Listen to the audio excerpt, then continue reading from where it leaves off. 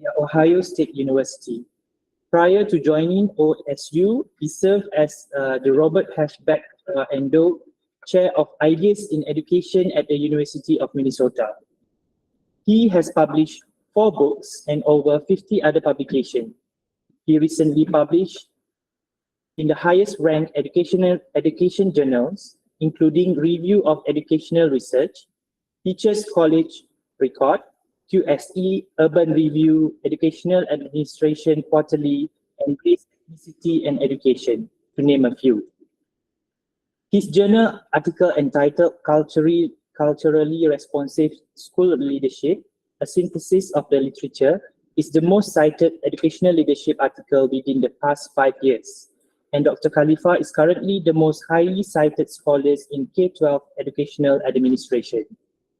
His most recent book, Culturally Responsive School Leadership, Harvard University Press, 2018, remains a top seller and is being used in over 100 leadership training programs across the US and Canada, as well as other parts of the world. Remarkably, Dr. Khalifa has found innovative and impactful way to apply scholarship to practice. His most recent book inspired the development of the Culturally Responsive School Leadership Institute and Academies, www.crsli.org. Dr. Khalifa also regularly partners with school districts to conduct equity audits, which is an innovative way to promote education for underserved and marginalized students. He is a former district administrator and science teacher in Detroit, Michigan, and is also a regular contributor to educational reform projects in African, Middle Eastern, and South Asian contexts. He is currently writing a book on culturally responsive instructional leadership. And I'm also quite sure I've cited you a few in my assignments, which I only know today by reading, because I was speaking to Sister Sharafina. I think I'm quite sure I cited Dr. Khalifa. So I'm equally excited to listen to what we're going to have today, and I hope others are equally excited as myself. So without further ado, I pass the floor to Dr. Khalifa. Thank you. Assalamu alaikum. All right, thank you so much. Bismillahir Rahmanir Rahim. Alhamdulillahi Rabbil Alameen. What's this one? Yes. Okay. Just press the... Yes. This one? Yes. Bismillahir Rahmanir Rahim. How's that? Is that okay? Yes. Alhamdulillahi Rabbil Alameen. Wa salatu wa salam ala ashrafil mursaleen wa ala alihi wa ashabi ajma'een. I'm sending a new updated slide deck to you. I hope that you don't mind, because It's okay. is that okay? It's the latest one. Okay, it's the latest one. I'm sending it now. I'm sorry. Okay. Actually, can you come and do this while I'm pulling my notes up? My pleasure. Thank you. So thank you all for inviting me. It's Dr. Amzad, my good brother, and my newfound Sheikh Ridwan. Thank you for organizing this. And of course, thank you to the folks on campus, the new breed of scholars, who I'm very much excited about what research you produce, and I'm looking forward to it as well. Let me just see if I saved it here. So say, yes, that one there. If you could send that one. I've been asked to talk about contemporary issues in an American context, which I think, are you able to see it up on the screen? Yes, you are. And I want to do a little bit of historicizing first before I get there, if that's okay, because I think when I do that, you will see that there's quite a bit of interconnectedness and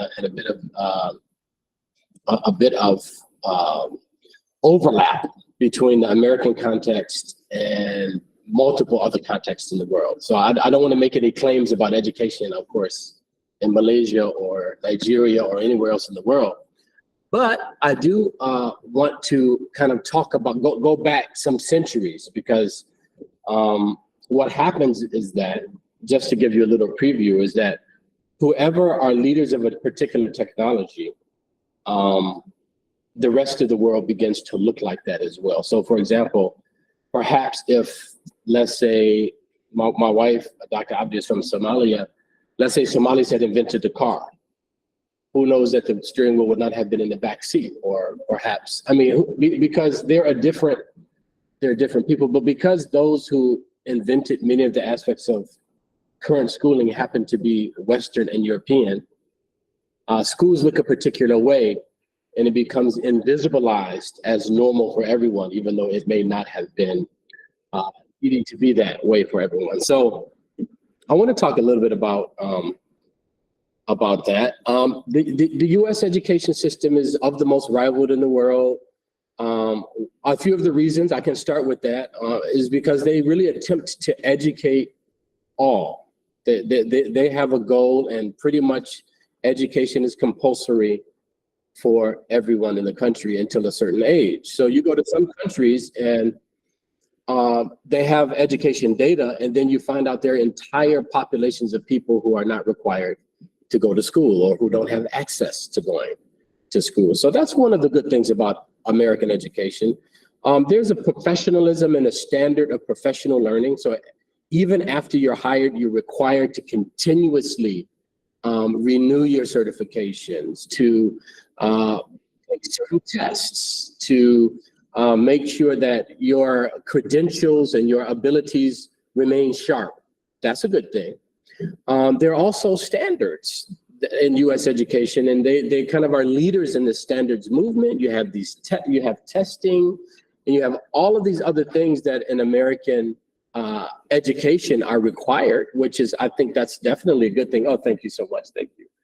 And so, you know, and they apply the standards in a way that's useful. I've done work in other countries, and so I would go to the countries and they would have a testing system, for example, and the entire way that they're using the testing system is contrary to how it should be used. So for example, I did some work in East Africa one time, and the way they use testing is that whoever scored highest on the test got the #1 slots in the university, in the best university, in the subjects of their choice. And if you really, really scored high, then you're allowed to get out of that godforsaken country and go to the West and study with the real people of knowledge. So it's a very colonial way of thinking, that we have nothing to offer. We have to study outside in order to bring anything useful to us. That's not how testing is supposed to be used. Testing is supposed to be used so that you can see gaps in the curriculum or in the pedagogy or in the instruction and fill those gaps, not just to compare the competitive nature. Whoever does the best can get the most reward or the best prize. Okay, that's a very colonial approach to education, okay? And so luckily in the US, testing is not necessarily used like that. They do have some entrance exam tests, but that's not to be confused with the annual test that students have to take to find out if the teacher is lacking something, or if it's the curriculum, where everybody should be the basic level of knowledge everybody should have about a particular subject. And then I like a couple of other things about American education, like for example, the teacher certification, the professional learning communities that are really practiced in many communities across, many school communities across America. Instructional improvement science, like this entire science around how you improve, how you get better at improving, not just to be in a constant state of reform where you're stuck and you really can't. And then, of course, educational leadership. You will be shocked about how many Muslim countries lack a department like this. You would really be shocked. The overwhelming majority of Muslim countries do not have a program in educational leadership, administration, and management. And by the way, there is a difference between leadership and administration and management that we can talk about maybe in the Q&A. We just don't have time to get into it now. So what's wrong with American education? I talked about some of the positive things with American education, but here's why Muslims should not just go to America or Australia or any European country and look and say, wow, look at this civilization that they built. They must be doing something right. Let me take everything from this country and let me plop it down and you can fill in the blank, right? Of any country. I'm not gonna pick on Malaysia today, I promise. Thank you. And so, number one, I've in my own research, I've decided to take something up called culturally responsive school leadership. I'm not quite yet there on the slide. Let me stay on the first slide. Who's advancing this? Because it certainly is not me. Oh, okay. Can you leave it? Stay on the first slide. I'll let you know when I advance. Okay. I'll take it. Yes, take your. I'll send a message of some sort. Because first I want to talk a little bit about a concept. Well, what's wrong with it? So the problem with American education. Okay, so I'll keep this very, very brief. I'm going to try to keep it brief because Dr. Amzat has been very clear with me. I only have 20 minutes. If I go over that, it is not any fault of Dr. Amzat. It's all mine. But can I control this or no? Oh, okay. I want you to go to the very last slide, just really quickly. Then we're going to go back up. Yes, that one. Thank you. So part of the problem with American education is that, okay, so what Americans and other Europeans did, this is why you cannot carbon copy their education system. What they did is they colonized the entire world. And in doing so, they did not only just take the land and just take the resources and subdue the people. They did not only do that.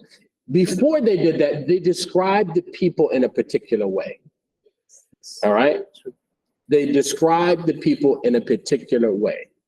And every continent that they went to, the description changed. All right? So in some continents they went to, they said the people are both immature in thought and close to nature, but aggressive. So that doesn't work. That's a contradiction. Or they would go to other countries and they would describe the people as being very peaceful and loyal, but at the same time savagery. Well, that doesn't work. That's a contradiction. You have to take your pick. Either they're peaceful and loyal, or you see what I'm saying? So in other words, the description of the people, it was not true about the people themselves. It was true only in the minds of the colonizer. All right?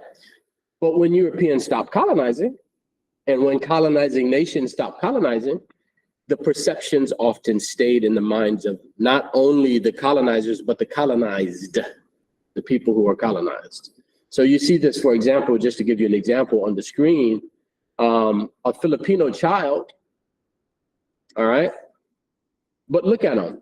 He's a savage, according to the picture. None of us believe, this is another Southeast Asian like you. According to the picture, there's a word in the water, and the word written in the water is civilization. So in other words, this is an American president who wants to convince other Americans that they need to buy the Philippines for $20 million. And it's not because we're greedy. It's not because we just want to own the Philippines and we want land. No, the problem is not from us. The problem is with the Filipinos. Look, they're savages. In fact, you recognize the savage. Now, most Filipinos don't look like that.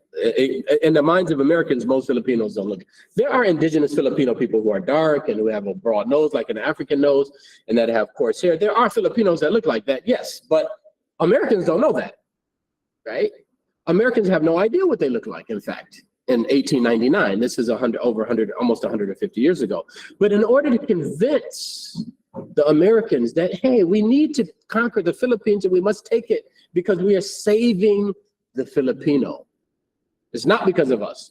So in other words, you know, one thing that we have to talk about and unearth and uncover in American education is what was the true purpose of education and what was the intended purpose for those recipients of the education. Because like the colonizers, the early American educators began to think of everyone as empty vessels or savage, right? So in other words, the American education system in general, it inherited thoughts and ideas and assumptions about people and about who could learn and who could not learn and who was qualified to describe. See, colonizers, they love to describe people, but they don't like to be described.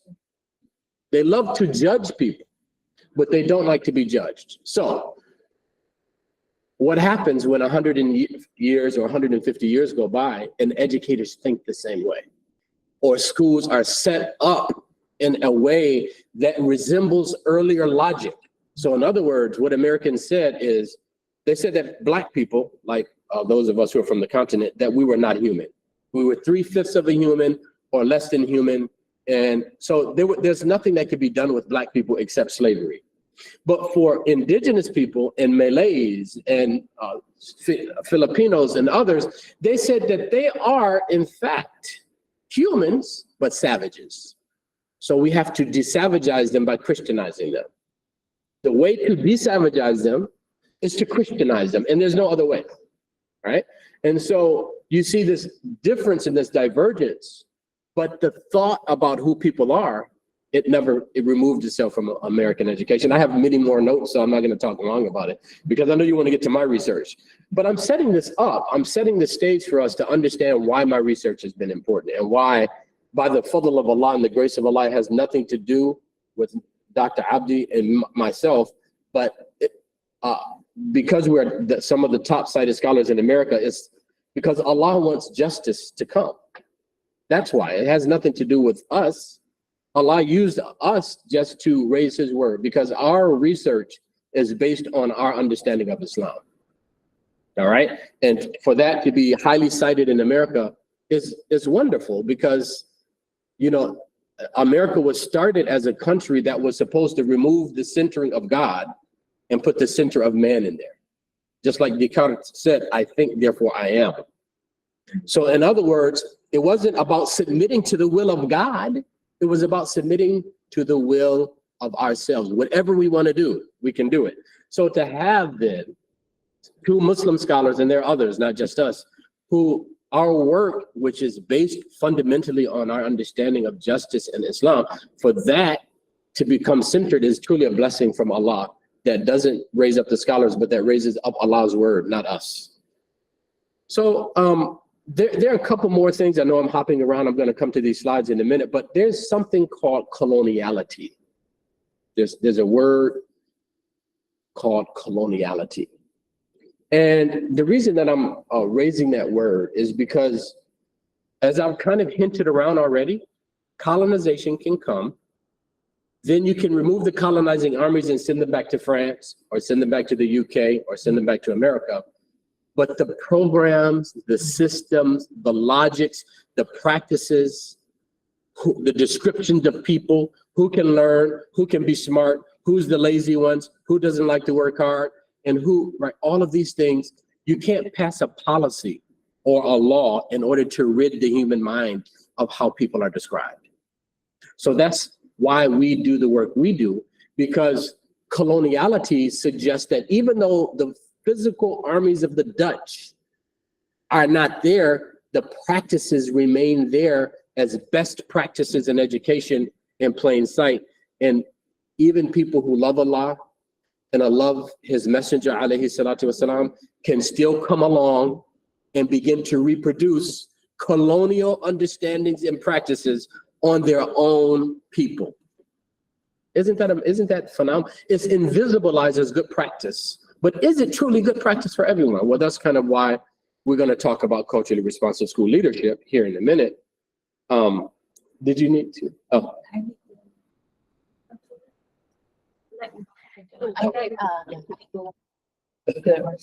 Okay. And so let me know when it's okay. Okay. All right.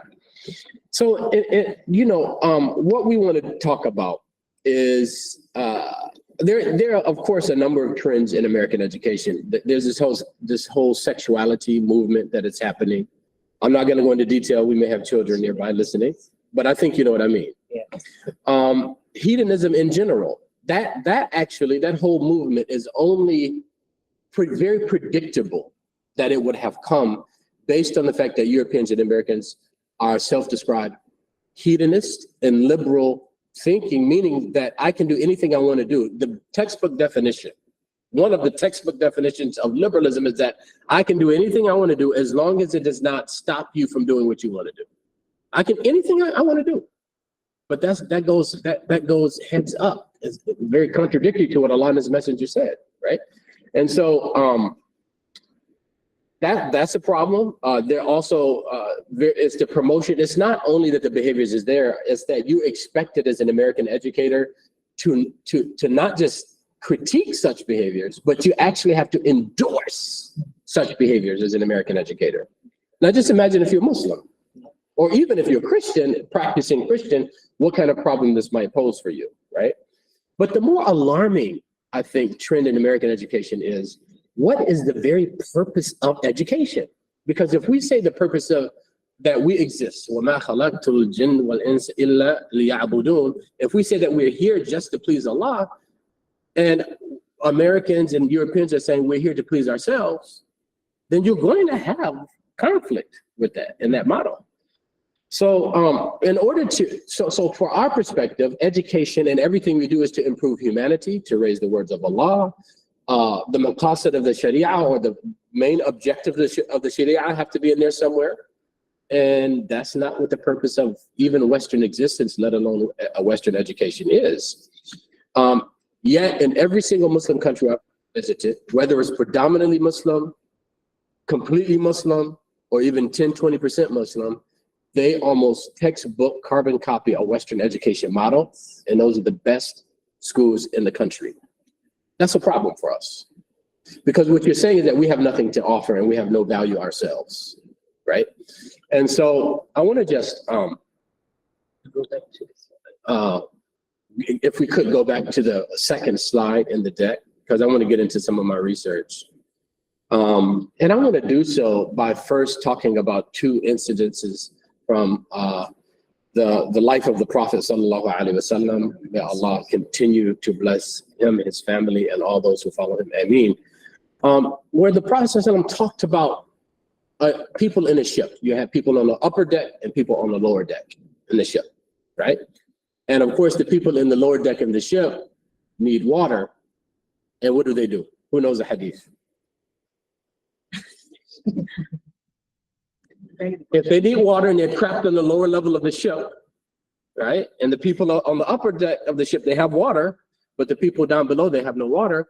What do you, if you don't know the hadith, then predict for me what you think they would have done if they need water and they're stuck.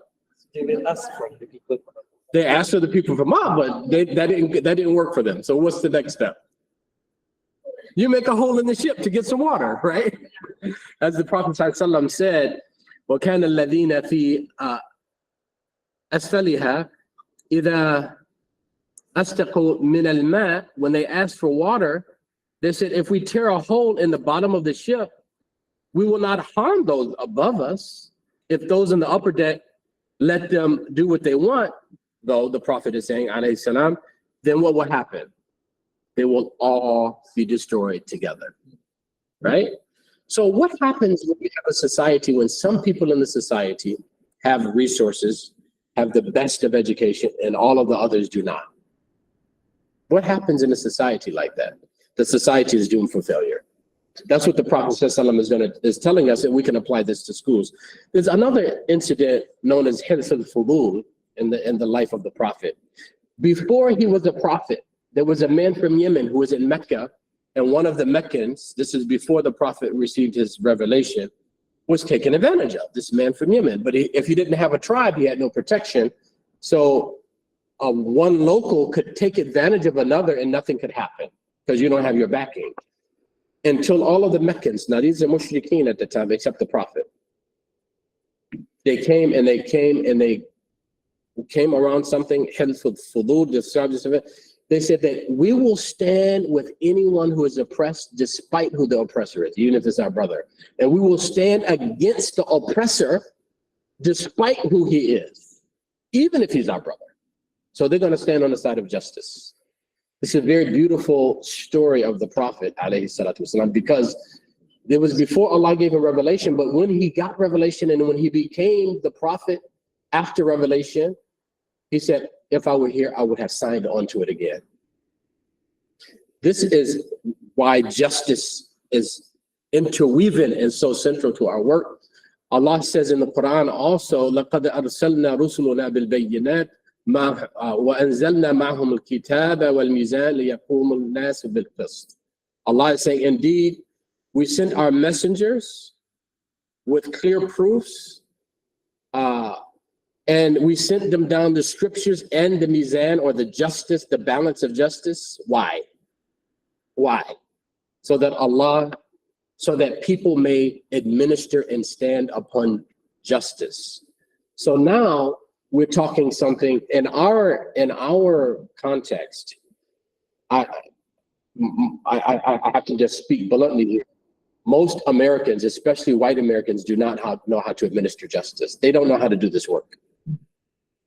It's so weird because I'll go to Saudi Arabia or I'll go to Qatar or Pakistan and I see them trying to help the Egyptians or the Nigerians or Somalis or something. And I'm thinking to myself, we've been with you for 400 years. You could not help us. Why are you here in this country? Pretending like you can help someone there. And I often ask them that question. I say, what are you doing here? Well, I'm helping with educational reform in this country or that country. And I say, well, you failed for us for four centuries. You've had at least 150 years of schooling with us and you could not help us. So why are you here trying to help these people? Anyway, this is why I look at culturally responsive school leadership, which is how, as a leader, you can begin to establish an organization or a school in a way that serves the people who are not well served by the school. It is true in every single society in America and every single society in the world, I would argue as well, that there are people within the society who do not have the same access, the same success, the same opportunity for education as everyone else. And leaders often cannot see that because most educational leaders are from the ruling or advantaged class. So they can't see who's not being served well. So now you can see the connection to coloniality and colonialism that I'm coming back to. Because in America, what the earlier settler said is, we'll use the schools to kill the Indian, but to save the man. Let me explain. They thought the Indian person, let's take one man or one woman, they thought that the Indian, indigenous Native Americans, that they were savages so they could save the man, but they had to kill the culture, the language, the religion, kill everything what it was about the person, and only then he could be saved. So that's what schools, so that schools right now underserve some people is very predictable. It's really how schools were started.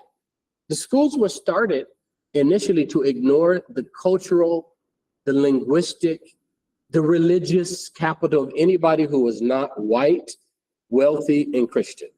So if you're Black, if you're Malay, if you speak another language as your first language, not English, any of these issues and you show up in schools, automatically the school is not going to know how to provide a good education for you from the very beginning. So I argue in my work, in my research, my wife is a scholar, Dr. Abdi is a scholar of teaching and learning and pedagogy, what happens within the classroom. Me, I look at how you change the system, how leaders can provide instructional leadership, how you can make your teachers stronger. So in other words, you need to make sure that all of your teachers are not ignoring. Let's say I come to a classroom in Malaysia, the teacher's Chinese, this is just an example. The teacher is Chinese, or let's say the teacher is Malay. Let's say that the principal is Malay, and let's say that there are several Indians in the classroom, right? Most likely, there's some things about the Indian student in your classroom that you're not going to understand. Linguistically, you may A, be marginalizing them in some way, and B, you may not, if you don't understand their language, understand what they bring, what worth, what value they bring, that you can then begin to enter into the curriculum, okay? So these are some things that I know you've already read the screen right now. Let's advance to the next slide, if that's possible. I want to just say a couple more things about this. I think I might have sent you the wrong deck. Can you go ahead to the next one as well? Yes, okay, we can stop here for a minute. So there are 4 basic areas of culturally responsive school leadership. This is the most cited article in educational leadership in the past 7 years, I think. And there are 4 basic components of what we call culturally responsive school leadership. The top left quadrant is critically self-reflection. So in other words, every person in an organization has to ask, am I a part of reproducing an oppressive or a marginalizing context for some of the people in this building? It could be staff, it could be parents, it could be students or whatever.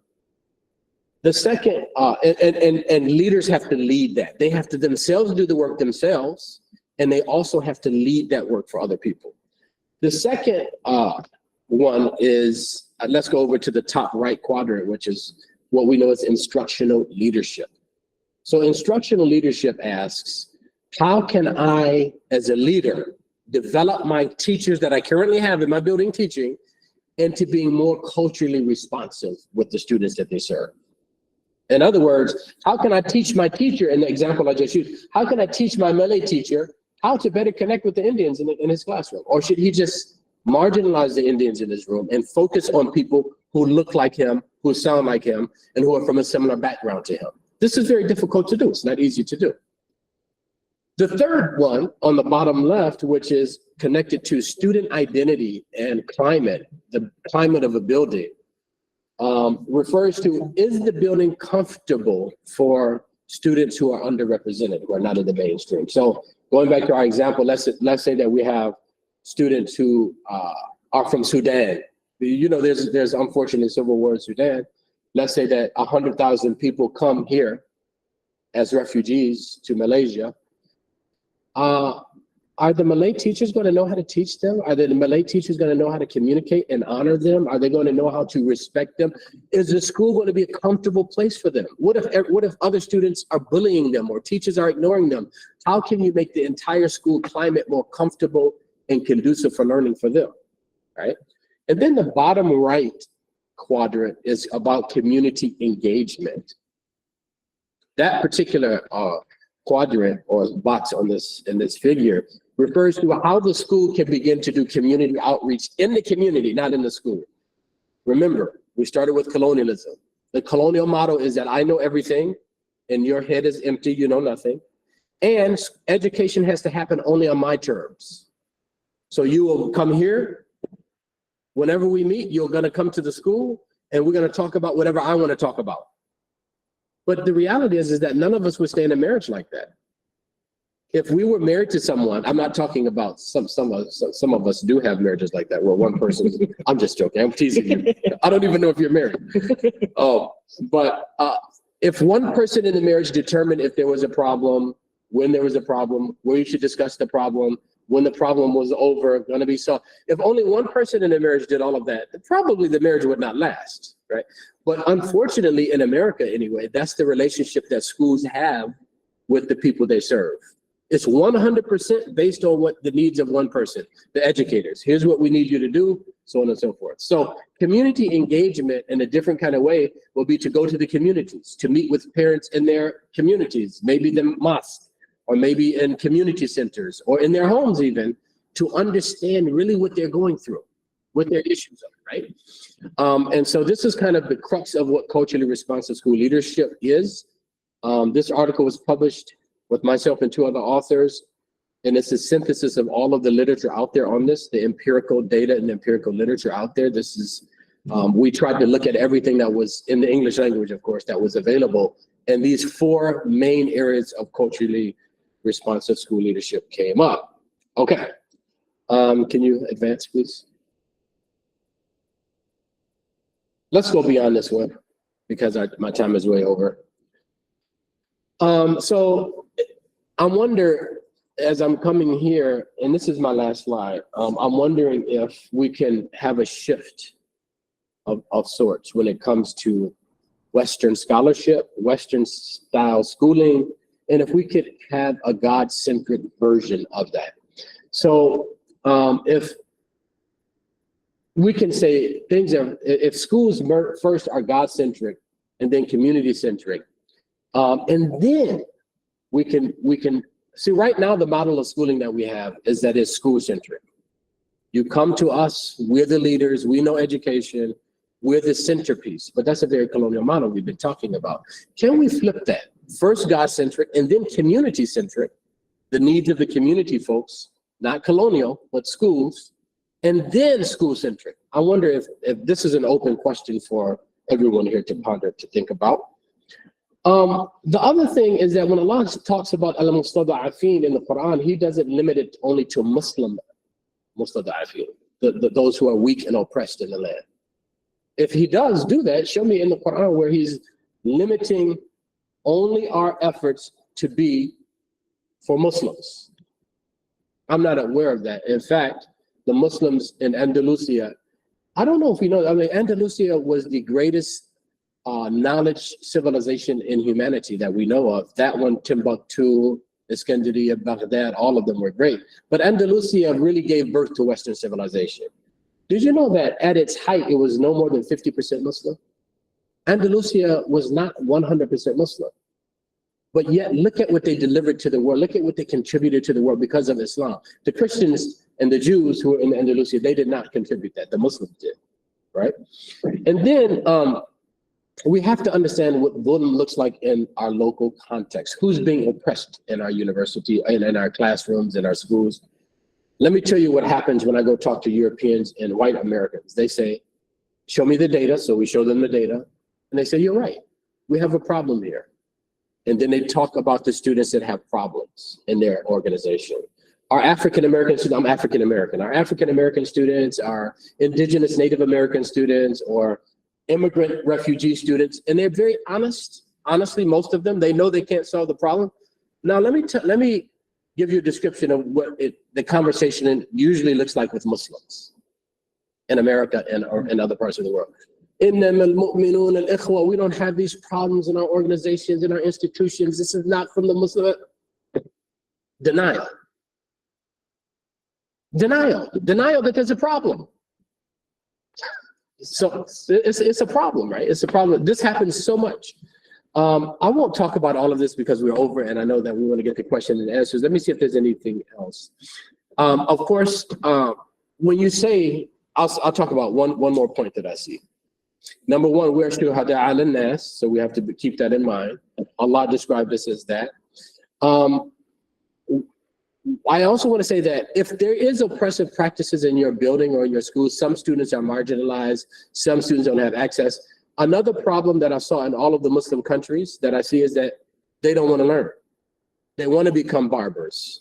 They want to become blacksmiths. It's them. The problem is not me. The problem is them, right? Blaming the victim, blaming the ones who don't have access. That's the problem.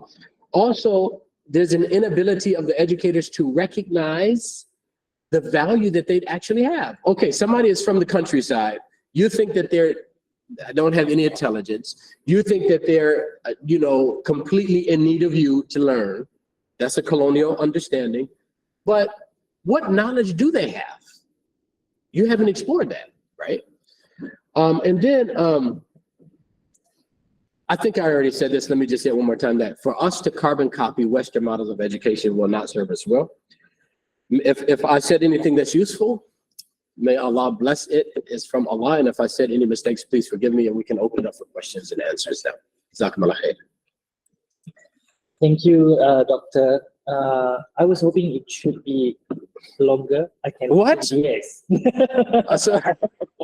Because this personally, this is from myself, from my point of view as a teacher. I've been teaching for 9 years. Yes. What I have Mashallah. said along the way is truly paradigm shift for myself. The way I think, you change the way I see what I'm going through at the moment, and then my past relationship as a teachers, to my students, to my colleagues, because I've been teaching in a rural part of Malaysia, and I also from the East Coast part of Malaysia, which we have, which I can conclude from your point of view, is we have perceptions. I would say that certain people should be certain way, and then it is kind of, and then a challenge for myself, it's to be a Muslim in a country with Indian, Chinese, and then as a Muslim, what should I do in a sense that when I have that students coming, we have in my classroom, we have one indigenous. The next crew from us is actually indigenous, like 70% of them is indigenous. Or indigenous who? From Malay background, we call it Orang Asli. They are indigenous people from Malaysia. Are they Muslim? Some of them, I would say 30% of them are Muslim. What are the rest? Or the rest, some are atheists. Yes. Atheists? Yes. Pagan. Yes. And they different. Oh, I didn't know that. Yeah, they Okay. speak different. Yeah. They don't speak Malay? No, they can speak Malay, but they speak different language. Yeah, we have that kind of Oh, background. wow. Yes. Wow. So now even my mind is already thinking like if we were to conduct research because I'm also a school leaders, Yeah. Senior assistants of the administration. So now I see the problem. I see how the approach was actually quite diverge in a way because there is no effort of trying to understand them. Yeah. Instead, we are trying to impose how they should behave, how they should. Yeah. Because the problem is the indigenous people, the famous problem, even at the policy level, when you speak to people in ministry, they know they will have a problem with the absentee and also the literacy. It's for many years, up till today, they're still struggling to cope with this. And probably your approach is actually very much helping to adjust that to the system. And then, so back to my question. So say in this context, it's very challenging to draw the line of being open at the same time, saying true to yourself as Muslim, it will be conflicting in a way as a Muslim. If we have the students coming from a different background of non-Muslim, then it's like, should I treat it the same way as my brothers in Islam, or how do I approach in that sense? How do I address the differences without tolerating the identity of myself, a leader in Islam, contextually as a Muslim? Yeah. I want to listen to your answer to that. Yeah. It's interesting because what if they were all white Europeans? You would probably treat them pretty kindly and that they were intelligent. Okay, the thing about myself, because I studied in New Zealand. Yeah, okay. What if they were all white New Zealanders? I went for a practicum in New Zealand. Yeah. I have to teach first language, with Yeah. my background is TESOL. Mine too, by the way. Oh, okay. Because I already have this, I really emphasize on the identity of myself. I have to know myself better before I can adjust to the world around me. So I know I'm a Muslim. That's the first thing. Yeah. So when I have to teach them, I already have the mindset that they're not as great as they thought they are, or I am not as below as them. Right, right. Because apparently when I was in New Zealand, surrounded by this, it's very, very ironic because people in Malaysia thought they were so scared to come to because of the language barrier. Yeah. And also they have this thing that they look up to these people, white people, as if they're the greatest. Right. When the top students are actually Asian, Muslim. So I thought then something must be wrong in that Yeah, sense. yeah. So I think it's a beautiful example that Allah chose to send the Prophet, raise our last prophet among mushrikeen. He was kind to them. He was loving. Even toward the end of his life, he's inviting mushrikeen leaders to his daughter's wedding. So he was very kind. He was humanizing toward the mushrikeen, but he was firm on his beliefs. He never capitulated or compromised his beliefs, but somebody would put camel guts on him. Another person would be strangling him. All of these kind of things, and his kindness to them guided many of them back to Islam in the end. His humanization of them, not assuming that they were savages. This is actually a new European invention. So we have to, okay, so one thing I didn't talk about a lot, I tried to kind of hit on it and hint around, is this notion of invisibilization.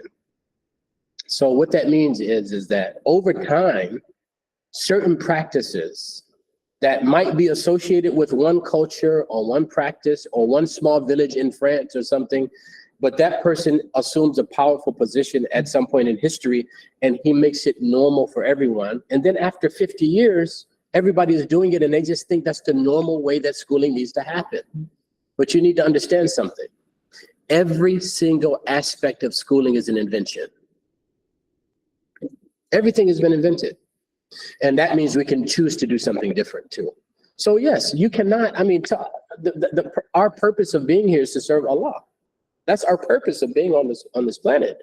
But if you're off-putting toward them, and if you're marginalized, I'm not saying you are, I'm saying, for example, if you're marginalizing toward them, you think that they will accept Islam in the future?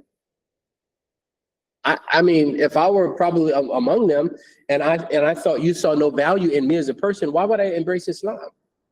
Many people are drawn to Tawheed when they accept Islam, but my read of the seerah is that many people were attracted to Al-Amin because he was Al-Amin. They were attracted to that, and that said, oh, how, just like, what was the Jew's name who accepted, I think his name was Abdullah bin Saba. He was a leader. He was the leading rabbi of Medina or of Yathrib. And when the prophet came in, he said, this cannot be the face of a liar. Immediately, the character, the presence of the prophet guided people. So in other words, you have to do a job. You have to do education. But I'm saying with indigenous folks and the people in your community, but is there a way, and you have to figure this out, I can't answer this for you. Is there a way for you to shift how you view them and to be more humanizing, welcoming, and opening to them while you keep your principles, your Islamic principles and your education principles? You maintain those, right? And I would argue that in American schools I do argue in my work, my research, that in American schools, there is another way of doing that. Yeah. Does that answer your question? Yes, yes. Okay. I think what you can understand is something, it can be contextualized in a way, by not compromising, make it a strength instead of thinking it's a problem to Right. give it to them. Absolutely. Yes. Absolutely. We can never compromise Tawheed. That's what's, so when we look at the global, I really think, unfortunately, especially people who are born Muslim and people who are predominantly Muslim societies don't understand the power of Islam. They just don't see it. Unfortunately, they don't see it. China, Russia, and other superpowers, they don't have a problem with America, what America represents. All right. They just want to become the next America. You understand? They want to become the next economic global superpower. They don't have a problem with what it represents. They just want it for themselves. Islam, our religion, our beautiful religion, is the only thing in the world today that represents something different. It represents something different from what many of the capitalistic superpowers want. We say money is yeah, you have to feed your family, of course, but money is not what defines a human being. Money doesn't define us. Our possessions don't define us. The only way we can get izzah is through Allah's faith, Allah's deen, that's it. So I open the question to the floor. If you have any question, you can type in the chat box. My friend here will help you. I will help you to read through the questions. Are we going to unmute? If we have anyone who want to ask questions, they can raise their hands through the Google Meet here. If we don't have yet, Okay. if you have That questions, question, I just want to introduce my dear Hichudi. okay, yeah, sure. Assalamu alaikum. Thank you for coming. Thank you. Professor Dr. Mera Swal. MashaAllah. And can you offer any suggestions or corrections for me, please? Actually, to discuss this topic, we need to sit for a longer time because I have also few ideas. MashaAllah. Organizing mind. Yes. Yes. Yeah, and the difference between certain colonial powers, because coming from Algeria, Yeah. I can tell you that the French colonialism is the worst. Yes. Where there is the peace. So, yeah. Oh my So God. I can talk volumes about its effect on us in Algeria. Yeah. Today, Yes. people are still confused about our identity, about the national language. Yes. Yeah, Right. yes, and we always assimilate to the French model. Yeah. It's our criteria, or to harvest ourselves, we assimilate another strength Yes. for an alien model to us. Yeah. Jazakallah khair. Dr. Abdi and I have taught courses in Morocco, and so it's very strong over the French colonial powers over there too. Until today, Algeria, Morocco, and Tunisia are still suffering. Of course, in addition to some other countries, yeah. The extent that some African countries actually they possibly national language, they have them. You have Cote d'Ivoire, right? Yes. They refuse to speak translation. They said, "I'm ready to speak part in French." So don't call us the Ivory Coast or say the Algeria. Yeah, so you can see to what extent actually colonialism has been in our minds. That's absolute. Thank you so much for sharing that. And Dr. Hamza, please chime in as well. One thing that my sister, thank you for bringing that up, that you remind me of too, is so I skipped over this point earlier, but colonization and coloniality, which is the modern hidden representation of colonialism all around us that many of us cannot see, is both material and it's non-immaterial.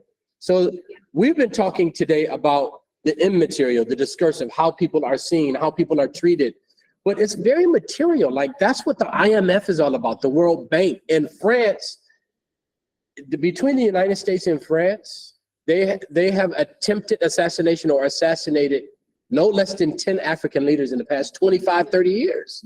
So we've been talking about the discursive or the immaterial, but the material, like the physical consequences of colonization in many of the colonial powers is still very much alive and very much there. Absolutely. I'll give you one example, but maybe it's funny, in North Africa, in Algeria, we have these 4 seasons, and we are one of the biggest producers of agri. The French themselves, they import apricot from Algeria, and they make jam. They process it to make jam. And in the Algerian markets, if you go and ask to buy a locally made apricot that is actually made somehow very close to the organic, without adding any gelatin or anything. And then you go to the French one because they import the apricot and they add other things so that they have a big quantity. You will find that the perception of people is that the French apricot is something amazing that you cannot even compare it to. But in reality, when you taste both of them, there is no way to compare. Right. It's a big difference. Yeah. There are many, many examples that are small, but they indicate to what extent our mind is actually colonized. And today, That's right. We are celebrating now 62nd year of independence. We just celebrated recently on the July. And still people are still colonized, unfortunately. They are still colonized. Absolutely. The same problem with all raw resources coming from the African continent, from north to south. Yes. Cocoa. A lot of people think it's Swiss chocolate. They think it's Swiss. Switzerland grows no cocoa. It's not Swiss. They brag about it if they buy Right. Swiss chocolate. Oh, we are actually using Swiss chocolate. Now, could you imagine if America had a natural resource, which Europe doesn't have anything hardly, that they would only take 5% of the market value of that crop that they produced? What European country would settle for that? What country in the Western Hemisphere, North American Hemisphere would settle for that? Nobody would settle for that. Yeah. But that's exactly what Africa has to endure, 5%, sometimes less, of all of the natural resources. But that's why I'm happy about what the Indonesian president is doing. Many, brother. The Eiffel Tower, that is iconic monument that people actually travel and spend a lot of money just to take a photo. It's made out of Algerian steel. I think Astaghfirullah. Yeah. I didn't know that. Yeah. I think it goes back to why they colonize people as Malay Muslim. And then I learned the fact that they come here to take the rubber. Yeah. They take the rubber and then the gold and things like that. Yes, of course. Yes. And what they're doing in Indonesia is they're forcing everything to be processed and developed and everything in Indonesia before. This is new. This is new. But I'm glad that this country has stood up and started to do that.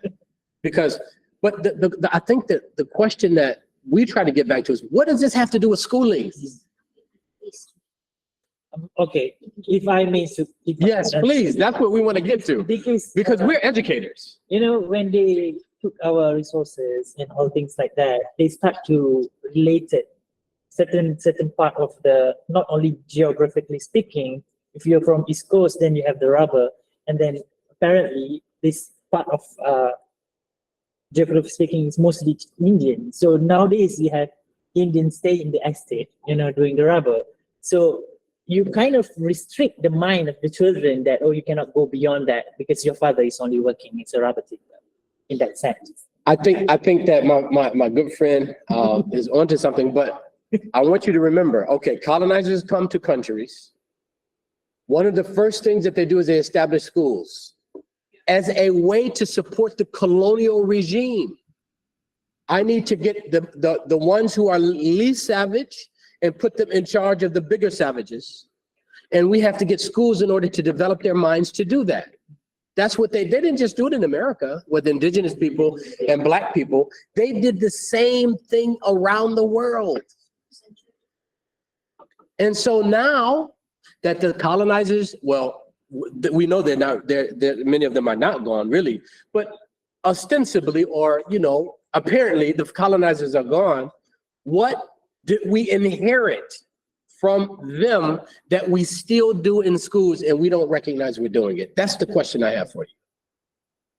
Okay, well, we also have another question coming. Oh, yes, please. Yeah, but I just want to add on to that. My father went to English school. They sent leaders back in those days to English schools. Yeah. So that's already self-explanatory how they want leaders to think. Yes. The way it is. Many of them, yeah, anyway, go ahead. Yeah. Yeah. You know, I I don't can need to go say, on with I don't that. need to say more Yes, about yes, that, but yeah. But I'm also the student from Dr. Ismail department. So Uh-huh. yes, that's why I'm very interested to listen to this all day. Back to this question. That's- Assalamualaikum warahmatullahi wabarakatuh. In your opinion, what are the actions need to be put into considerations in defining transformative leadership and social justice in the educational context? Yeah.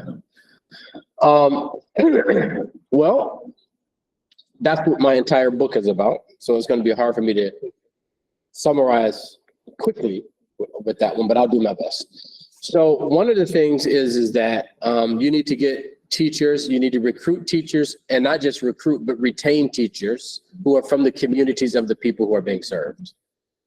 All right, the teachers have to begin to look like, understand, speak the same language, understand the culture.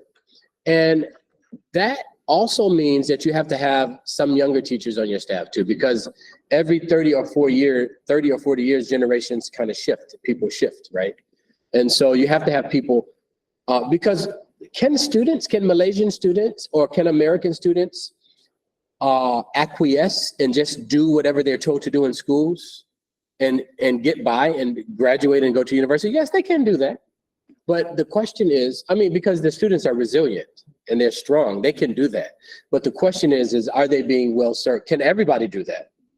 The answer for that one is no. Not everybody can do that. And then the answer is, should they have to do that? Should they have to be in a relationship with schools that don't recognize them at all? Should they have? So anyway, hiring staff, also doing curriculum audits. You have to audit your curriculum, what you're teaching to students, to make sure that it's representative of the culture and the indigenous and local knowledge of the, and I'm talking about Muslims as well. I'm not removing Muslims from that. In addition to the curriculum and to the teachers, organizations have to have some sort of professional learning. They have to learn how to get better at what they're doing. They have to have frequent audits around that. They have to have, one of them is PLCs, this movement in America. It's also a movement in Malaysia. Oh, that's good. Yeah, Then. Okay. professional learning communities. Okay, that's good. That's good. So that has to be done, of course, properly, not the way that Westerners do it, but the way that Malays need to do it. All right. You also have to have mentoring, coaching, and modeling in a more systematic way that's guided by principles that imbue social justice and principles that imbue, culturally responsive instruction, right? And then you have to, of course, pull some resources from somewhere, somehow, I don't know where, and bring people within the school, because this is the missing component that many Malays, Americans, and everybody else in the world don't do. Pulling resources and people from the school and shifting that toward the people that are served. In other words, how can you allow your teachers to spend, for example, 2 days per month in the community that they serve in? For example, right? How can you hire someone from that community who is not an educator, but to have the community person co-lead the school with you, just as an example, right? So in other words, it's not only an educator that represents the Ministry of Education, and that's the only one leading the school and determining what should happen in the school. How can someone from the community voice, in your case, indigenous people, maybe it's an Indian man, if that's the underrepresented, you have to know who's underrepresented in your building. So you have to look at your data. I don't want anecdotal, if you invite me to a school, I don't want anecdotal data. I don't want to come and talk to the principal and the principal says, oh, well, this is what it is, A, B, and C. No. Me, and I do this for districts across America, I want to talk to those students who are in your building. I'm going to find out who's being underserved. I'm not taking your word for it. No offense. I want to get to the bottom of it. And I'll interview parents and I'll interview students, and I'm going to find out this group of students, even though they're only 20%, the principal told me there's no problem in the school. I went to the school. There are 20%, and these people are not being served well. All right. So now you've got to change that. So now what do you have to do? You have to send your people, because you don't have any new teachers to hire. So you're going to send your current teachers over there into the community that they can learn from them what their needs are, what their pain, their frustration, everything about them, and then bring that back into school. Those are just a few suggestions that people can begin thinking about. So I hope that answers to our sister, Nur Azwani Mukhtar. What I can simplify for the answers is you should get the book. May I know what is the title of the book? Yes, Culturally Responsive School Leadership by Harvard University Press, and it was published in 2008. Just to add on for a Malaysian context, Yes. since we're talking about this. And then in Malaysian context, we actually did that, we already have a specific teachers training institute that they hired, and then they take off teachers or future teachers from the community of the indigenous people. Yeah. And then in school, we have the language up to secondary. In the official, by the end of secondary school, they have included as one of the subject. Yes. So Alhamdulillah for that. And then, Mashallah. but interesting for That's the good. 2 days community things is very practical. The involvement of the teachers itself. I think in that sense, it shows a sense of belonging. Yeah, They show of that we course. care for them. So A sense of belonging, emotionally, yeah. psychologically speaking, that's Another thing that you might do is pay people, don't ask for free labor. Pay community people to come in and also audit your teachers, not just the principal. Nemo, do you have any more suggestions? Dr. Abdi is more smart and intelligent than me. She should be up here speaking, and you haven't said any. Come on, babe.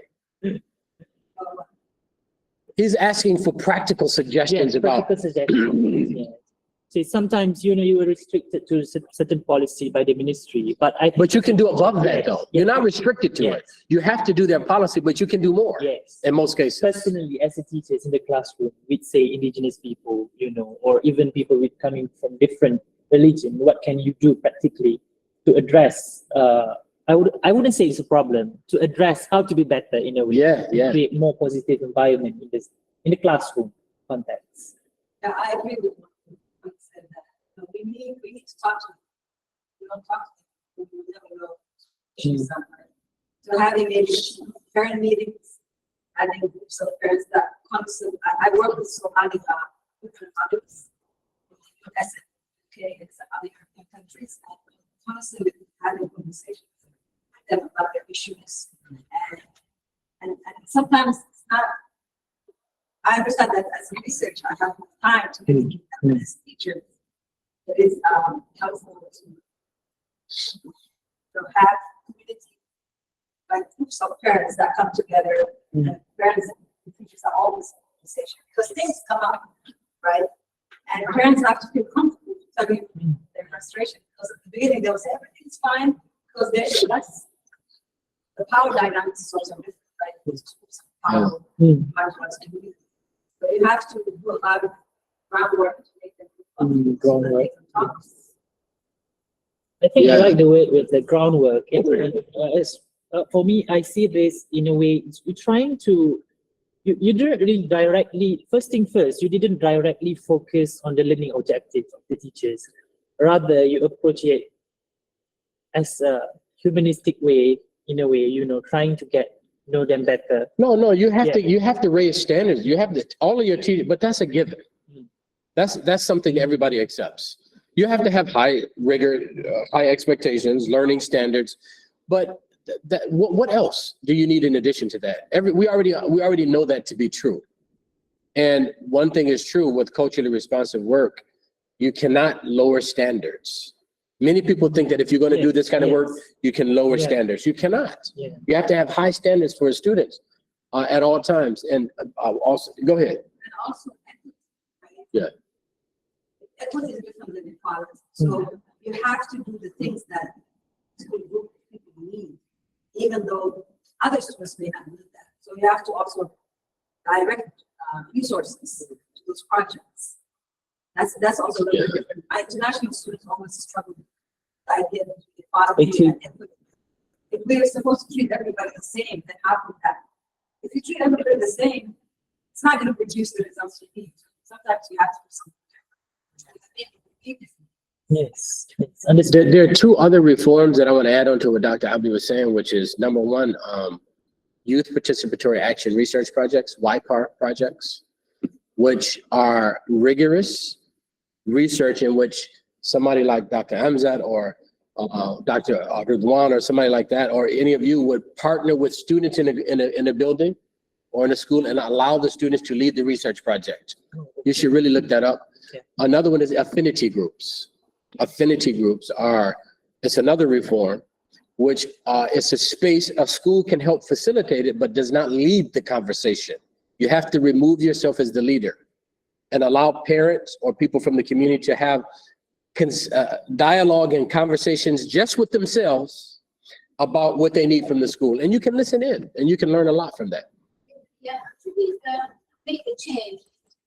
I don't call it a change, as the brother used right now, the term before, small informed at our level.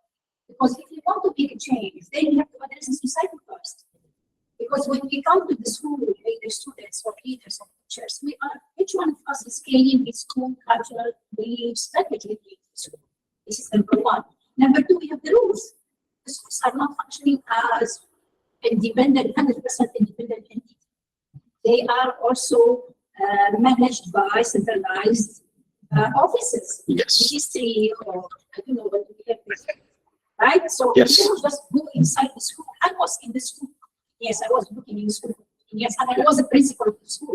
So although it is international school, it's a private school, but we have also to report to Ministry of Education here in Kenya. Same. So our hands are not free, whatever it comes to us in the classroom, in the school compound. That's So right. we have to know what's our limits as teachers. So what we do, as the brother mentioned right now, are small reforms in the class. Yeah. And this is the seed of change that we can actually plant in our classrooms that we go later on, maybe make a change in society. So we have to go as teachers, we cannot just tell you, like, this is the recipe, you go and this. Right, right. Yes. That's right. Let me This way. add something on to what you're saying, and I completely agree. That's such an important point. I once partnered with the school district in the state of Minnesota, and I did something with them. And the leader of the district and all of the top leaders in the district, they didn't care about change. Yeah. All right? It's fine. They think it's fine. Yeah, yeah, they had bigger problems than to serve these little kids who don't care about learning anyway. So they said negative things about them. And I can tell you, so we started with, there's a role of an educator role in America called cultural liaison, or a person who his only or her only job is to work with this community or that one to bring them into schools more. So we started with them. And we started with the instructional leaders across the district. Let me tell you something. After 3 years, the superintendent, the number one person in the district, and all of the top leaders were running down the railroad tracks trying to jump on the train that had left the station. So in other words, change doesn't always have to come from the top. Sometimes you can start with this group or that group, and the change starts to grow, and even the Minister of Education, him or herself, will have to pay attention to what the school is doing. And now I'm going to make the entire country like this, because you have to, yes, I agree with you 100% with you saying, but sometimes taking bold and courageous moves will lead to the change too, though. I've seen both happen. So Actually, a few months ago, we went to Australia. We were actually, I've been singing about equalizing education. And they came and they were presenting their activities, what they do in their schools now in relation to education for the Aborigines in Australia. Yeah. So what they do actually to have this culturally responsive pedagogy is that they bring the community leaders in school and they try to fix like certain timetable, certain hours in that to teach the students to contribute from their own perspective. Involvement. yes, Original culture. How That's right. the values, how they look at the values, how they perceive it. Because, you know, the way we think and act, they are connected to our culture. as well. Yes, yes, This is how they started. yes. I love it. Yeah. That's Yeah, spectacular. just to add in what all of that discussing, this made me remember one of my edited paper or edited book I've edited, which is on teacher professional development and inclusive practice. Allah, mashallah. So I got 2 points from Malaysia and Aborigine, and the finding was not that they, you know, in terms of some of them feel neglected, some of them feel yeah, government program was really effective, but they are looking, you know, for government to put more effort to improve it. There's another book recently that I just edited on the application of inclusive practices in Islamic schools. Mashallah, to what? Because those books that I have, they're going to Western centric. So I believe that what about our Islamic schools? That's Is right. there anyone that have written something about Yeah. leadership, structured leadership, including practice in Islamic context? I Yes, couldn't find anyone. So all the theories that we have, leadership and management, are completely and dominated, you know, from the West. that's right. So then I said, what about our schools? Our schools have been completely dilapidated, and they are being, you know, ignored. Ignore it. Nice. Yeah, and the finding was, I mean, and my HOD also participated in the book. Many other participated. Then I look at the, you know, my next edition of the book. I want to talk about leadership as well, the role of leadership in, you know, what they call inclusive practices and responsive and all those kind of things. This is the latest one I'm working Allah, on. I need to get that a copy. Yeah. Mashallah. So because I mean, I just, you know, dedicated myself these few years to write more on the Islamic area. Mashallah. We found that we have been somehow ignored, and our scholars Absolutely. also, people, and especially for management and leadership, Yeah, it's yeah. very late to work on, you know, applying all the theory, structural, transformational, not. That's right. And we all Absolutely. believe in Western theory. No, we have to. Yeah, no, we have to. Association is true. I find it very difficult. None. To Yeah, quote, no, yes. quote in Islamic perspective in that sense. For Yeah. leadership. No practice. Yeah. That's So right. this, I That's mean, right. that is why I said we need to focus, you know, Assalamu alaikum. And I have one question based on your topic here. You mentioned before that schools and education is school-centric, education-centric in the US and the Western countries. So I want to ask, how does this affect foreign students that study in your context? Yeah. I mean, in terms of racial, are they being racialized? Because Yes, they are. Yes, they are. are we able to get the best of the Western scholars when we come to your country to improve, you know, our country? Because there's a lot of people coming from outside the United States, outside the Western country. They go back to the country, the contribution is still not significant. Of course, they have been trained to colonize. That's what they've been trained. And unfortunately, even the students that come from other countries to America who are getting PhDs or other degrees from there, they go back to their countries. I've seen this happen in many countries. I won't mention the countries. I'll talk about one, which is Pakistan. There's nobody here from Pakistan, right? I don't want to offend anyone. I worked on a project. It was a $100 million project. $100 million US project that the US government was giving to Pakistan.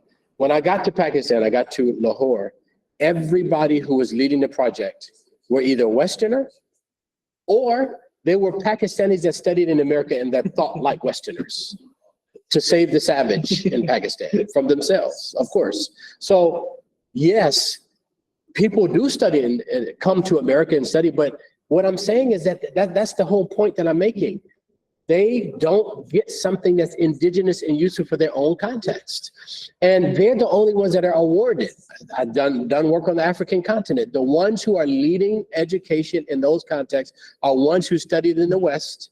That's part of the reason why there's very little change in some, because they don't have local leaders. Just like you were saying, what can we take from the Sirah about leadership that we can apply to schools? There is someone named Khalid Arar, another one named Maryam Izani.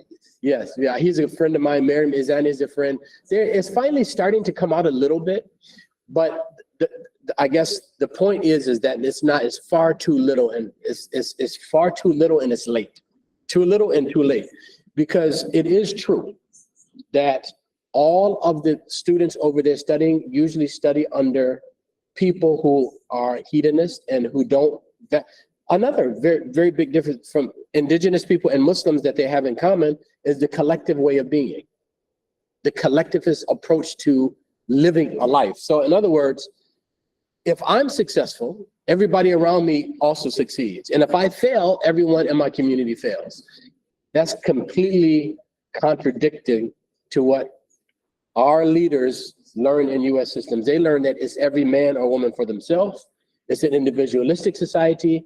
You define people by not how close they are to Allah and his messenger, but how much money they have and how much education they have. That's the definition of people.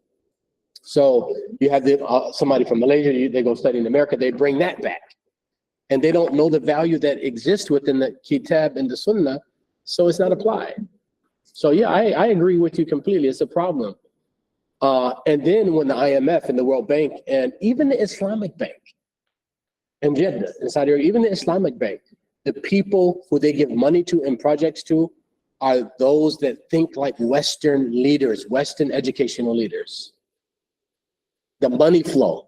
So you go back to Nigeria and you have a choice to make. Either I'm going to grow this, like my brother Ron, he wants to go back and establish an institution in Nigeria, mashallah, may Allah make it happen. But you're going to have a choice to make. If you decide that you say, look, Western models are not working for my people, I want to do something different, then you leave money on the table. You're not going to get funded. If you say, no, I'm going to take the Western money from the IMF or the World Bank or the US Department of Ed or whatever, the European Union, then that means you have certain requirements that you have to uphold that must respond and reflect to their epistemology, their way of being, what's important for them. There's a very fascinating film called My Friends at the World Bank, in which they highlighted one of the former presidents of Uganda. And he's sitting there with these people at the World Bank saying, I need A, B, C, D, E, F, G. And they're saying, look, you need A, B, C, you need E, F, D, H, I, J, K. They're telling him, he's saying, look, I need roads. I need A, B. They're saying, no, you need this. You need to do this with gender. You need to do this with the school. And he's saying, I don't need that for my country. Right? And so we have to get around that problem. We do have a problem in much of the Muslim world in which we need, or people at least believe they need, I'll say, Western resources, but that means that you have to obey Western standards of education and approach it from that approach. So we do have a small problem in education that we have to think about. Okay, I think we have a question from online. Oh, okay. Assalamualaikum warahmatullahi Alaikum salam wabarakatuh. warahmatullahi. What do you say about Darul Arqam model? Can this person unmute themselves and, Yes. and help me understand what that is? I don't want to misquote. Because I'm not familiar deeply with it. I've heard of it. but- Brother Musa Adam, can you enlighten us with the models? نعم السلام عليكم ورحمة الله وبركاته. Alaikum salam wa rahmatullahi wa barakatuh. Yeah, I'm called Adam Musa. I'm a PhD student at ISTAC. MashaAllah. MashaAllah. Yeah, Alhamdulillah, it's first time to get in a forum where you meet the education sector. You know, we are part of the sector, but we left it some times ago. But Alhamdulillah, I think I'm here. My question, I'm wondering, when you talk of the Darul Arqam, basically I'm talking of the first model in Makkah. We remember very well when the Prophet ﷺ Where he was took refuge, yeah. in a very difficult situation. So the Prophet ﷺ could get revelation from Allah. He sends one of his companions. They go in a busy street within Makkah, and at night have a class and reflect on the message of Islam. And Alhamdulillah, it is said that Darul Arqam is the first school as a school model in Islam. So I was trying to bring to the attention of all of you, how can we apply the Darul Arqam model to our situations? Because when you look at Darul Arqam model, it's built on Islam, it's built on building Iman, and it's built on building Ihsan. That is perfection. And with this kind of model, you don't need school fees. You just need commitment to Allah subhanahu wa ta'ala. So I was trying to ask the doctor, how can we use this model to improve our different education sectors with their different challenges? Thank you so much. Barakallahu feek. May I answer him? Yes, please. I think to call Darul Arqam as a model brother is wrong. So Darul Arqam was the outcome of the circumstances of the Dawah at the time. This is a place where the Prophet used to hide and teach his companions, or those who started to believe in him, and were not companions yet, those who started to believe in him, how to understand this religion. So this was the main objective, and hide from the Meccans and their hostility. So to take it as a model that we can apply in our modern time, this is not somehow acceptable, or it cannot be practiced, because it's just the first scene of teaching, how the Prophet started to teach those who started to believe in him, and the religion was not established yet, the state was not established yet. So it was mainly for the da'wah. Okay, yes, in Islam, sometimes the definition of Islamic education is almost the same thing as the da'wah, for Allah, but it is not enough for our modern time to just base our education on certain religious fundamentals or values, because we have other things to the shughul dunya that we have to take care of. That is lacking from that. So maybe if we want to talk about a complete historical model of education in Islam, we go straight to Madrasa Nidamiyah. Madrasa Nidamiyah was the first college of higher learning established in the history of mankind. This is and also it fits the criteria of a model. Okay? It has all the elements of model. Okay? And it is actually a combination of, the curriculum is a combination of the revealed knowledge and the acquired knowledge, and that all the sciences that we know today, they were actually, majority of them, they were taught in Madrasa Nidamiyah. So if we want to revive an Islamic model that is actually somehow close to what we have today, I think, for me personally, we go for a Madrasa Nidamiyah. This is not just a hearsay. I had also written a very long article. It was published in Oxford Encyclopedia of Education, whereby we passed through the historical resources, and we thought that me and Dr. Harawi, who is actually the main author, that Madrasa, or the Madrasa Nidamiyah, or the concept of Madrasa in medieval Islam, not the Madrasa that we know today, is the closest one to our contemporary educational system. Absolutely. Jazakumullah khair. I think that's beautifully answered. I don't need to add anything. Exactly. Can we have the article by Yes, chance? I was about to ask. Can you share the article with the group? Okay, I actually missed out one question from Okay. online. From Brother Muhammad Shahir. Okay, let move aside from US education system and saying what you're saying. From your view, how do you see German education system? How you did any studies have you did any studies or research onto it? Dr. Muhammad Shahir is actually from, okay, I don't know how to say this, but University of Applied Sciences from Berlin, Germany. Okay. No, I actually don't study German systems. I've not been there. I don't do work with it. So unfortunately, I'm not qualified to answer that question. Thank you. So. Okay, so do we have any more question or discussion that you would like to carry on? Because I think, Please. Just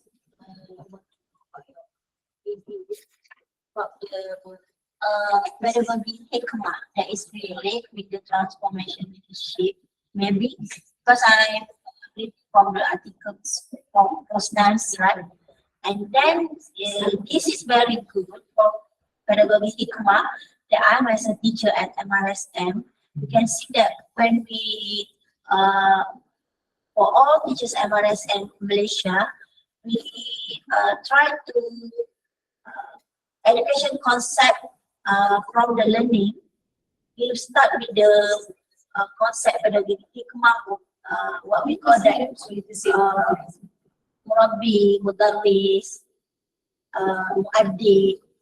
That we can see that the highest performance for teachers and for our students in MRSF, and also for the collaborative from the school leader is very good. That the teachers can understand the culture because our students from another, not for Islamic or Muslim only, Malay only, but we have the Chinese, Indian. So maybe I think so. What your view or opinion about this concept? Okay, but what exactly is the question about though? I want to relate the weakness over mankind. This is the modern. Okay. Okay.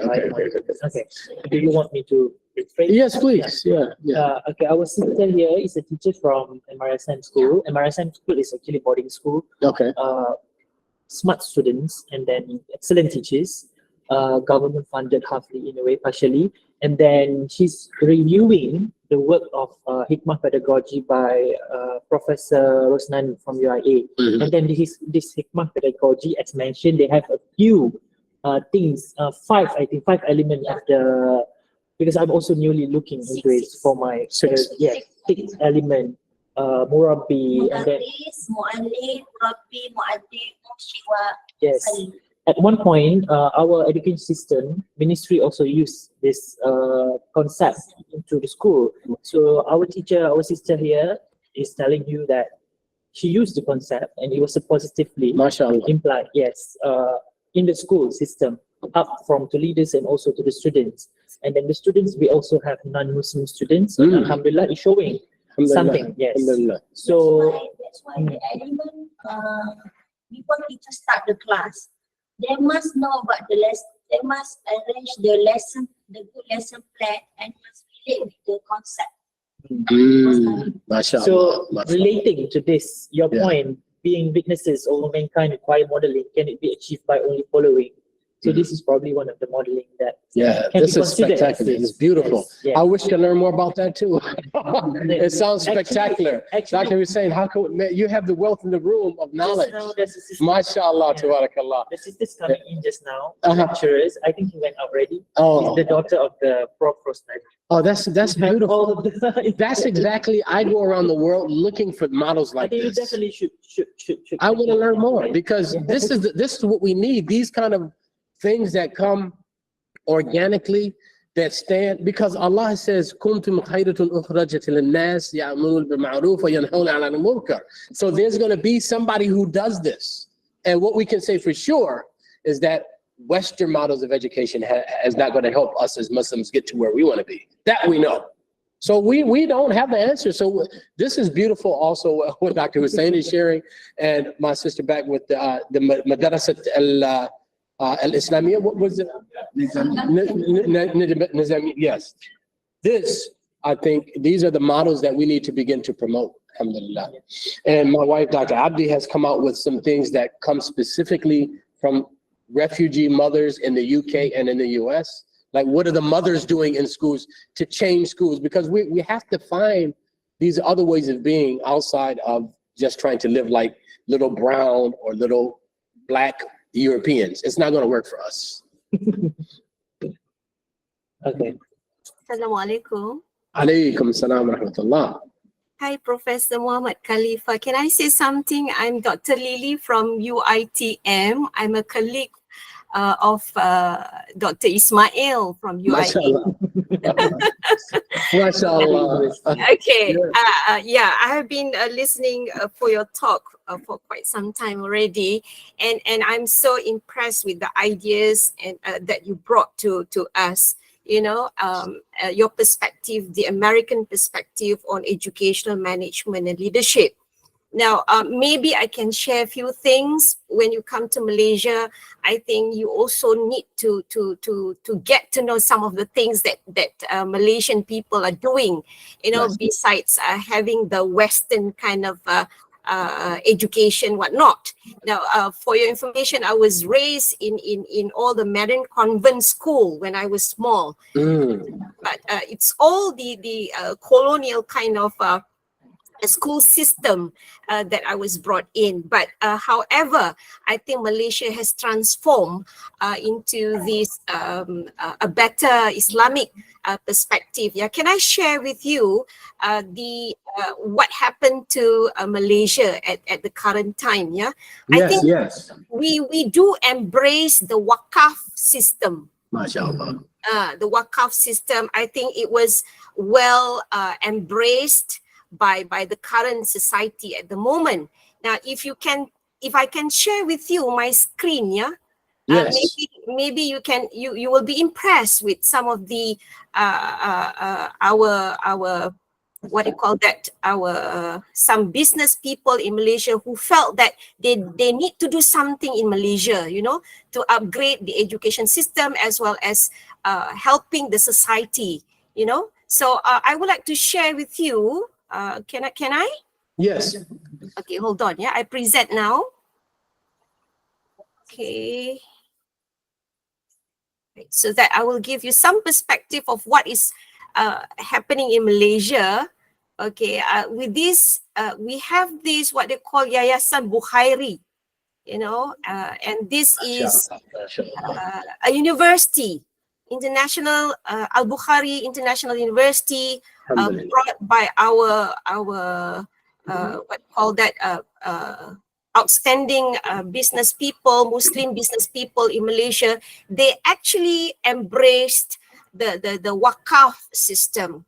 I think it's so great, you know, to share with you, and perhaps it give you some perspective. We are doing something in Malaysia, you know, instead of embracing the ideas of the Western education. I understand the purpose of having these Western ideas of education in Malaysia, but I think the country has transformed. And I think I should share with you some of these things, yeah, so that you understand this is what happened in Malaysia at the current time. Can you see the Al-Bukhari International University? No, we only see the Google page where you have the writing on it. Oh, Did okay. you go to another tab? Yeah, I'm okay. Hold on. Okay, hold on. Yeah. I stop presenting. I present the. You can see the university is built for all these people who have, you know, low income, and they can actually get the scholarship from this Wakaf system. Okay, brought by our all the Muslim businessmen in Malaysia. Right. Hold on. Yeah. Yes. Present. Yes. This is. Hold on. Okay, hold on. Okay, hold on, yeah. 1 second. Okay, can you see this? Can you see this? Not yet. Not yet. Okay. Yes. MashaAllah. Wow, this is an actual building that exists? Yeah. This is brought by our. That is beautiful, mashallah. This is Al-Bukhari, Yayasan Al-Bukhari. It's a foundation, you know, by all our outstanding businessmen in Malaysia. I think they have embraced a certain concept of Wakaf already. So I think I should give you some perspective, yeah. So this is what happened in the society at the moment, and we hope we have more outstanding, you know, business people to come and contribute to the society. And yeah, they are embracing the Islamic concept in helping the society actually. And this is for the international students as well. Yeah, it's not only for Malaysian. at the tertiary level, I think they are doing a lot of things to help the disadvantaged children or students, you know, and it is for all over the world, you know, Allahu Akbar. all over the world. And you can MashaAllah. actually browse, and there are so many other places as well we can find in Malaysia. I think I really, when I listen to your talk, yeah, I think there are things that Malaysian have done, you know, but it is Yeah. not well known yet. Allah, mashallah. This is spectacular. Thank you for sharing. Dr. Lily, what about this Islamic university here? Is this also associated with the Waqf as well? Okay. I think someone mentioned in the chat box from Sister Nur Azwani Mukhtar, Al-Bukhari Foundation was one of the foundation working with our university. MashaAllah. Before, when I was in the Kuliah of Architecture, under Okay. supervision of Prof. Shaukat Mahmood. I'm MashaAllah. not sure if they're still with us or not. Yes, I have to check the facts. MashaAllah. MashaAllah. Yes. This is a beautiful, beautiful model. There are people in America now who are talking about, since everything else has failed, doing a Waqf model And also, in the United States, believe it or not. So this is beautiful to see this actually having come to life. Alhamdulillah. and also, Professor Muhammad Khalifa, I would also like to share with you some of the international Islamic private schools. Okay, because I have a lot of master students doing masters with me, and they came from private school, Islamic international school. Yeah. And I think if I can Google for you, International Islamic Idrisi School in Malaysia, you know, it's one of the wonderful concept of Islamic education in Malaysia nowadays. And maybe I can share with you. Would you like to know about it? Yes, please. Yes, absolutely. Okay, hold on. I just share with you. And I went to the school. International Idrisi School. Okay, just check. Okay, hold on, yeah. Okay, I have to go to, I stopped presenting for a while.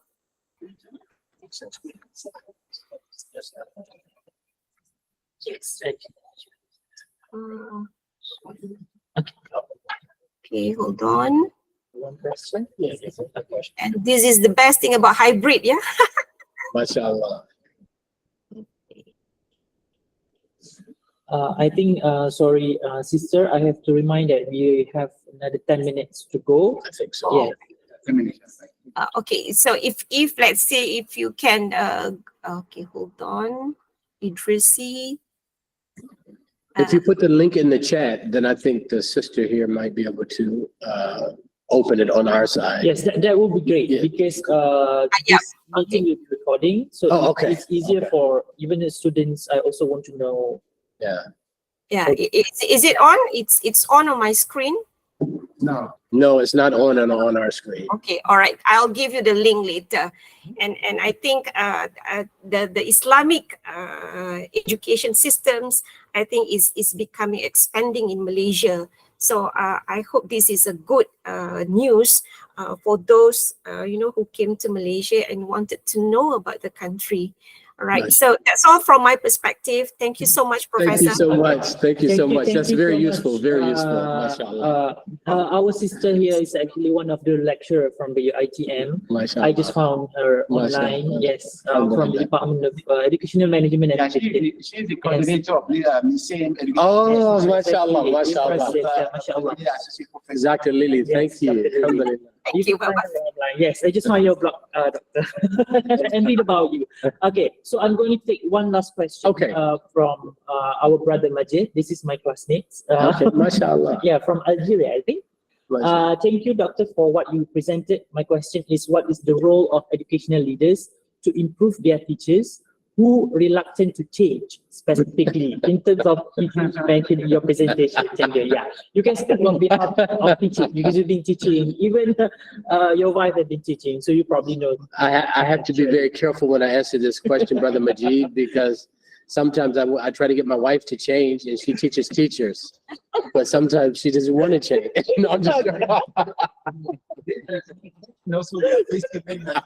Yeah, it's the problem everywhere. That's right. That's right. Well, so first of all, some people need to be counseled out of the profession.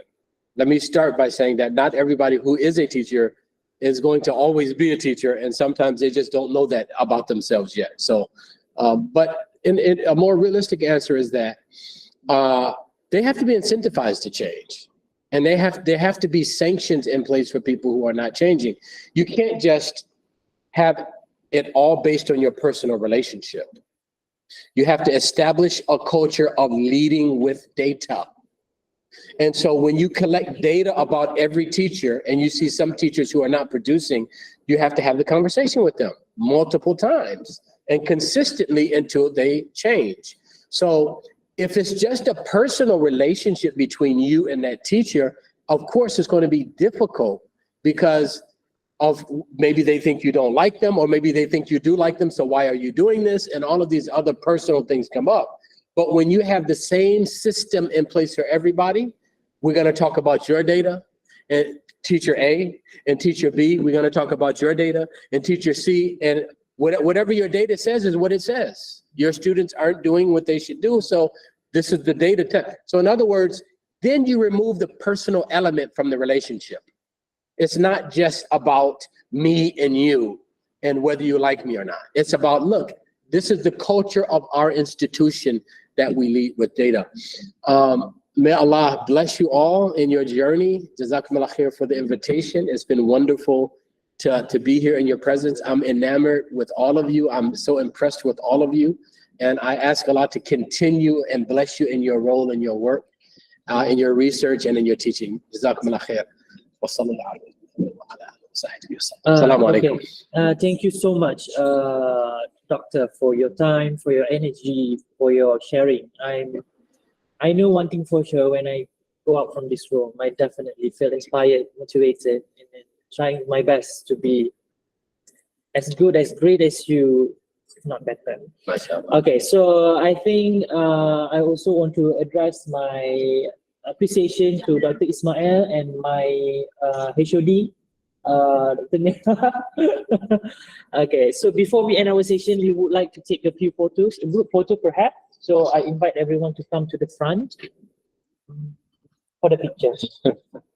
And also for those who are online, can you turn on your camera because you will be the background, in the background. Okay. Oh, The picture? Yeah, in front. Yeah. Oh, nice. thank you Very, for very inviting me. nice. I did helping. But you give me so many insights. Okay, thank you very much for coming. Let's have a picture, inshallah. Then after this, we're gonna have a kuliya tour, inshallah. Yeah, we're gonna have a kuliya tour after this.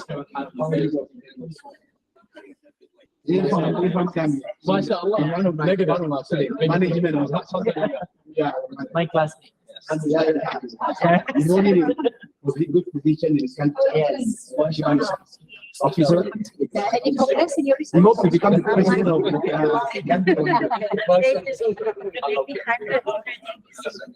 Okay, let's have a picture. So how? Everyone, thank you very much. Thank you very much for your time, for everything. Thank you. Like, can you have Okay, no, no, no. like 2 lines? Okay, you see that? You have a. Yeah, you don't know. Too long. Are you saying I need to lose weight? Is No, that? no, no. No. You'll have a team so that we can be behind you. Okay, Zaki, come here. Okay. Exactly. Okay, thank you. Zaki, You will be a scholar one day. Yes. he believes he is now. This is the first seed, you know. Yeah. Yeah, let's see, yeah. Okay, yeah, please come closer. Brothers, And Adam, where are you? Okay, where's Adam? But Adam is in the office. They are playing with my laptop. Oh, okay, Adam, sit down. This is for this one for those. Yeah, okay. Okay. Okay, everyone ready? Okay. I had to grab my phone. Projector. The projector light is not affecting the. Apa nak? B. Another one. Okay, everyone online. Online also. Okay, another star. Please start. Initial star. Please start. One more too. One more. 1, 2, 3. Can you take it with my phone? Yeah. Oh, sure. I think I think you can take that straight away from. You take one face to face is better than the Yeah. on the machine. Yeah. Thank you. I was done with the machine. Yeah. Alas, With the machine. I'm done with the machine now with humans, okay?